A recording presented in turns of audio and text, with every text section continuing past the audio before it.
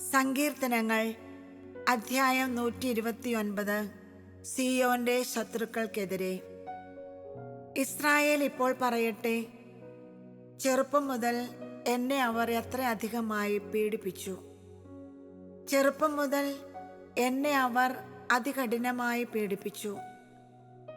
എന്നിട്ടും അവർ എൻ്റെ മേൽ വിജയം നേടിയില്ല. ഉഴവുകാർ എൻ്റെ മുതുകിൽ ഉഴുതു.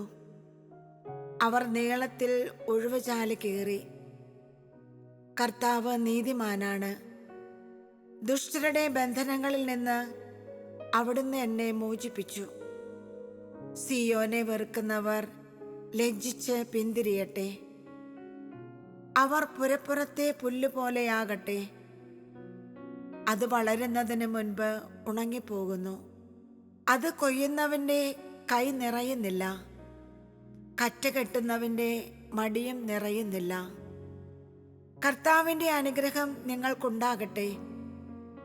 കർത്താവിൻ്റെ നാമത്തിൽ ഞങ്ങൾ നിങ്ങളെ അനുഗ്രഹിക്കുന്നു എന്ന് വഴിപോക്കർ അവരെ നോക്കി പറയുന്നില്ല.